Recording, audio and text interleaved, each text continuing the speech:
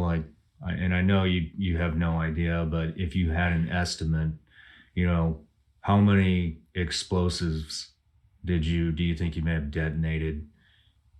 I'd say, We talking thousands? yeah, I'd say several hundred to 1,000. Yeah. I'm trying to be conservative. Yeah. Just because of the multiple trips, the training trips, being an RSO, range safety officer. So then, being the safety officer for guys that are, blowing breaching charges and then blowing them myself.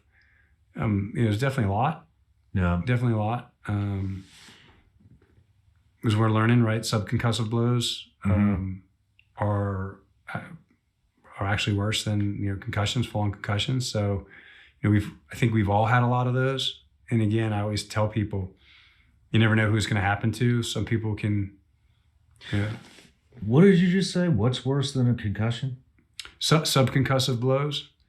I did not know that. So and again, I hope I'm getting this right, but I'm almost positive that the repeated subconcussive blows is what are causing,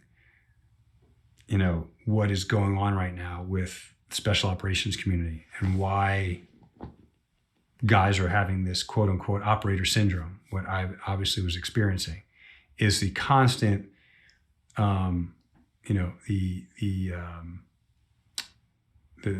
charge goes off, blast wave goes through you, charge goes off, blast wave goes through you, minor subconcussive blows, maybe you're not fully knocked out, but your bell's wrong, or you eat that charge, or you feel it. Just like in football, when you get your bell rung, that's an impact. These are, blast. Yeah. A little bit different, but similar. What they're, what the end result is at the end game, which you're hoping not to get, which is CTE, right? Mm-hmm. But all these mild TBIs are, they're adding up. The body keeps score. I think there's a book called The Body Keeps Score. So walk us through like a standard hit on a target as a breacher. How close are you? What are you using? Sure.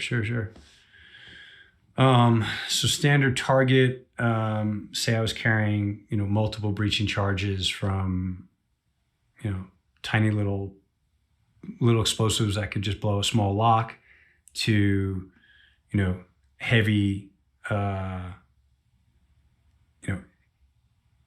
say, heavy demolition charges that, can blow a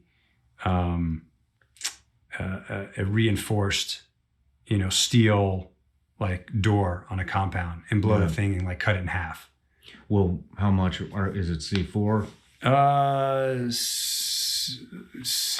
I don't know if I want to get into the or maybe a haversack would be comparable. Haversack, you're going to go through a wall. Yeah. So if we blew a haversack, we're blowing through a wall.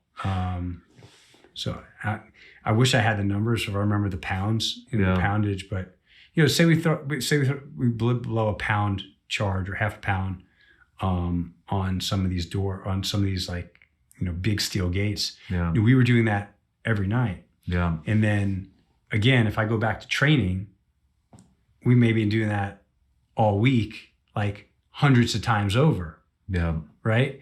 And in training, we'd always make sure we got the standoff that we needed. There's minimum safe distance.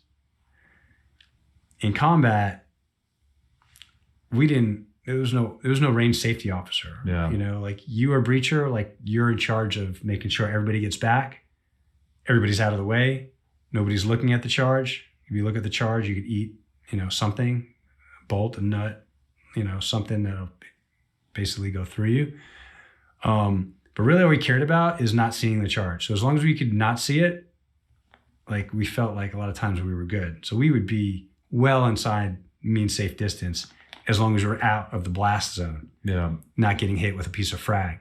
So a lot of times we were eating that minimum safe distance. We were well inside that.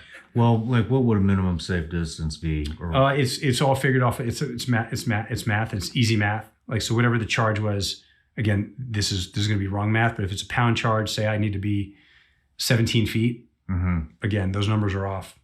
But So instead of 17 feet, I'm at like 8. Yeah. Right. But there's a reason for that minimum safe distance, because there was, really smart guys, engineers years ago that calculated all this and said, by the way, if you're in this distance, like you're probably gonna have brain damage.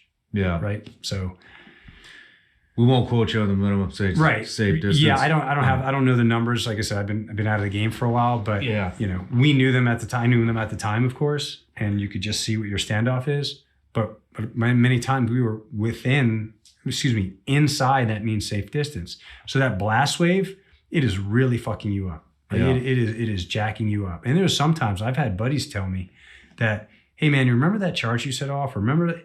Multiple times that where we were in an enclosed area, so like corners and walls, and now that concussive blow is just exasperated. It's amplified. 2 times, 3 times, who knows, right? Yeah.